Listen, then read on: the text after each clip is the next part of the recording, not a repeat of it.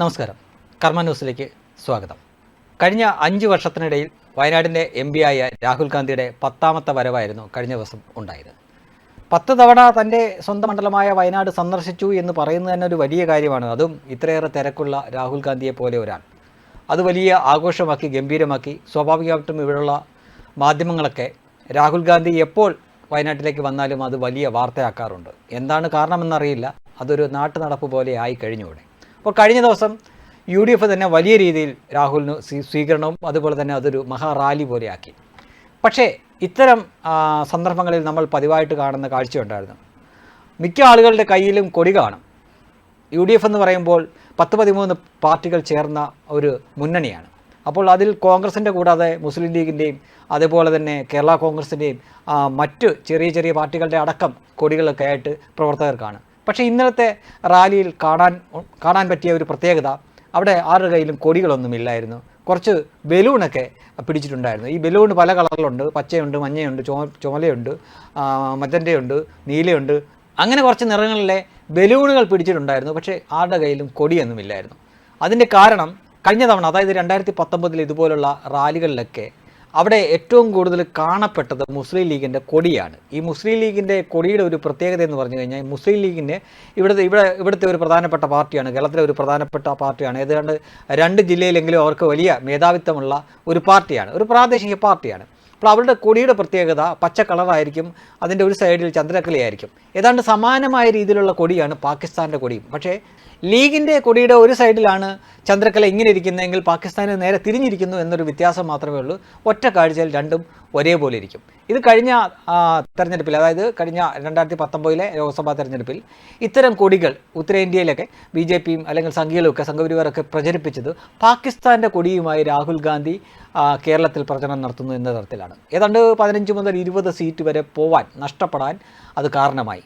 അങ്ങനെയൊരു അവസ്ഥ വീണ്ടും വരാതിരിക്കാൻ വേണ്ടിയിട്ട്, അതായത് നമ്മളൊരു ചൊല്ല് കേട്ടിട്ടില്ലേ, ചൂടുവെള്ളത്തിൽ വീണ പൂച്ച പച്ചവെള്ളം കണ്ടാലും പേടിക്കുമെന്ന്.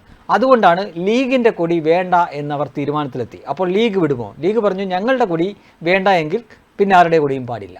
കോൺഗ്രസിൻ്റെ കൊടിയും വേണ്ട, മറ്റ് ഘടകകക്ഷികളുടെ കൊടിയും വേണ്ട. അങ്ങനെ ആരുടെ കൊടിയും വെക്കണ്ട എന്ന തീരുമാനത്തിലാണ് ആ റാലി നടത്തിയത്. ആ റാലിയുടെ വണ്ടിയിൽ എഴുതിയിരിക്കുന്ന നോക്കൂ, രാഹുലിനൊപ്പം ഇന്ത്യക്കായി എന്നൊക്കെയാണ് പറഞ്ഞിരിക്കുന്നത്. അപ്പോൾ രാഹുലിനൊപ്പം ഇന്ത്യക്കായി എന്ന് പറയുമ്പോൾ സ്വാഭാവികമായിട്ട് സംഖ്യകൾ ചോദിക്കും, അപ്പോൾ മോദിക്കൊപ്പം പാകിസ്ഥാന് വേണ്ടിയിട്ടാണോ എന്ന് ചോദിക്കും. മോദി എന്താ പാകിസ്ഥാന് വേണ്ടിയിട്ടാണോ നിൽക്കുന്നത്? അല്ലല്ലോ. ഇത് വളരെ വിചിത്രമായിട്ടുള്ള തെരഞ്ഞെടുപ്പ് പ്രചരണ തന്ത്രങ്ങൾ നടക്കുന്ന ഒരു സ്ഥലമാണ് കേരളം. ഇവിടെ കേട്ടിട്ടില്ലേ, ഇവിടെ വൈകാരികമായിട്ടാണ് സ്ഥാനാർത്ഥികൾ വോട്ട് ചോദിക്കുന്നത്. തോൽപ്പിക്കരുതേ ഈ മനുഷ്യനെ എന്നൊക്കെയാണ് ഫ്ലെക്സ് വെക്കുന്നത്. അത്ര ഒരു ഫ്ലെക്സ് കാണിച്ചു തരാം. തോൽപ്പിക്കരുതേ ഈ മനുഷ്യനെ എന്നാണ് രാഹുൽ ഗാന്ധിയുടെ ഫോട്ടോയും ഫ്ലെക്സും വെച്ചിരിക്കുന്നത്. പക്ഷേ ആ ഫോട്ടോയൊക്കെ ശ്രദ്ധിച്ചാൽ അറിയാം, ഒരു 15-20 വർഷം മുമ്പുള്ള ഫോട്ടോ ആയിരിക്കും, ഇപ്പോഴുള്ള ഫോട്ടോയൊന്നും ആയിരിക്കില്ല. പിന്നെ കമ്മ്യൂണിസ്റ്റുകാരൊക്കെ ആണെങ്കിൽ അവർ വോട്ട് ചോദിക്കുന്ന മറ്റൊരു തലത്തിലാണ്. ചിഹ്നം പോവും മക്കളെ, അതുകൊണ്ട് നമ്മളെ കൈവിടരുതേ, അല്ലെങ്കിൽ ചിഹ്നം പോവും, വല്ല മരപ്പെട്ടിയോ എലിപ്പെട്ടിയോ ഈനാമ്പച്ചിയൊക്കെ ആയിരിക്കും ചിഹ്നമായിട്ട് കിട്ടുന്നത്, അതുകൊണ്ട് അതോർത്തെങ്കിലും നിങ്ങൾ വോട്ട് ചെയ്യണം എന്നൊക്കെയാണ് പറയുന്നത്. ചിലർ പറയും രവിയേട്ടൻ അത്രമേൽ വിനയത്തോടെ അരികത്ത്, നമ്മുടെ തിരുവനന്തപുരത്തെ പന്ന്യൻ രവീന്ദ്രൻ്റെ കാര്യമാണ് പറയുന്നത്. അദ്ദേഹത്തിൻ്റെ ഫ്ലെക്സിൽ രവിയേട്ടൻ അത്രമേൽ വിനയത്തോടെ അരികത്ത് എന്നൊക്കെ പറഞ്ഞിട്ടാണ്, വൈകാരികമായിട്ടാണ് ഇവിടെയുള്ള ഒരു തെരഞ്ഞെടുപ്പിനെ കാണുന്നത്. സാധാരണ നമ്മൾ നാടക ഡയലോഗൊക്കെ അടിക്കുന്ന പോലുള്ള ഡയലോഗുകളൊക്കെയാണ് പോസ്റ്ററിലും ഫ്ലെക്സിലൊക്കെ അടിച്ചു വെക്കാറ്. ഇതൊരു തെരഞ്ഞെടുപ്പാണ്, ജനങ്ങളെ ബാധിക്കുന്ന കാര്യങ്ങളാണ്, അടുത്ത 5 വർഷത്തേക്ക് ചെയ്യേണ്ട കാര്യങ്ങളാണ്, 5 വർഷത്തിൽ ലക്ഷ്യബോധമുള്ളവരെ ജയിപ്പിച്ചു വിടേണ്ട കാര്യമാണ് എന്നൊക്കെ ജനങ്ങൾക്ക് ചിന്തിക്കാൻ പോലും ഒരു സമയം കൊടുക്കാത്ത തരത്തിലാണ് ഇവിടെ തിരഞ്ഞെടുപ്പ് പ്രചരണങ്ങൾ നടക്കുന്നത്. അതിൻ്റെ ഒരു ബാക്കി പത്രം തന്നെയാണ് ഈ രാഹുൽ ഗാന്ധിയുടെ തെരഞ്ഞെടുപ്പിൽ നമ്മൾ കാണുന്നത്. അതായത് 10-13 പാർട്ടികളുണ്ടെങ്കിൽ ഇവരുടെ ആരുടെയും കൊടി ഉയർത്താൻ പോലും പറ്റാത്ത തരത്തിൽ മാറിക്കഴിഞ്ഞിരിക്കുന്നു നമ്മുടെ കേരളം. ഇവിടെ ലീഗിൻ്റെ കൊടി ഉയർത്താനുള്ള സ്വാതന്ത്ര്യം പോലും ഇല്ലാത്ത ഒരു സ്ഥലമായി മാറിയോ ഇത്? അല്ലെങ്കിൽ അവരങ്ങനെ ഒരു കൊടി വെച്ചപ്പോൾ അവർ ചിന്തിക്കേണ്ടിയിരുന്നു, പാകിസ്ഥാനിലെ കൊടിയെ പോലുള്ള കൊടിയല്ലാതെ കുറച്ച് രൂപമാറ്റം വരുത്തിയിട്ട് ചെയ്യേണ്ടിയിരുന്നു എന്ന് അവർ അന്ന് ആലോചിക്കണമായിരുന്നു. ഇന്നിപ്പോൾ ആലോചിച്ചിട്ട് കാര്യമില്ല.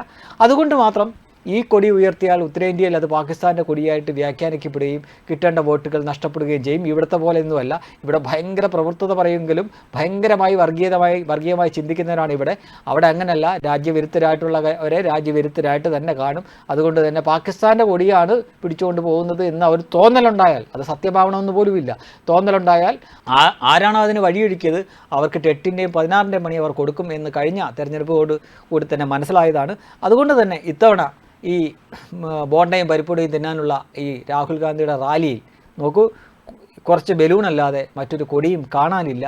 അത് യഥാർത്ഥത്തിൽ പതിറ്റാണ്ടുകളോളം ഇന്ത്യ ഭരിച്ച കോൺഗ്രസ് പോലൊരു മഹാപ്രസ്ഥാനത്തിൻ്റെ അങ്ങേയറ്റത്തെ അധപതനം തന്നെയാണ്. കാരണം അവരുടെ ഒരു സമുന്നതനായിട്ടുള്ള പ്രധാനപ്പെട്ട നേതാവിൻ്റെ ഒരു പ്രചരണത്തിന്, ഒരു റാലിക്ക് സ്വന്തം പാർട്ടിയുടെ കൊടി പോലും ഉയർത്താൻ പറ്റാതെ, അതായത് സ്വന്തം പാർട്ടിയുടെ കൊടി ഉയർത്തിയാൽ കൂടെയുള്ള ലീഗിനും അത് ഉയർത്തേണ്ടി വരും. ലീഗിൻ്റെ കൊടി ഉയർത്തിയാൽ ഉത്തരേന്ത്യയിൽ അത് തിരിച്ചടിയാവും. അതിനാൽ ലീഗിൻ്റെ കൊടി ഒഴിവാക്കാൻ വേണ്ടിയിട്ട് സ്വന്തം കൊടി കൂടി വേണ്ടാന്ന് വെക്കുന്ന തരത്തിലേക്ക്, അത്രയേറെ താഴത്തേക്ക് കോൺഗ്രസ് പതിച്ചിരിക്കുന്നു. വെബ് ഡെസ്ക് കർമ്മ ന്യൂസ്.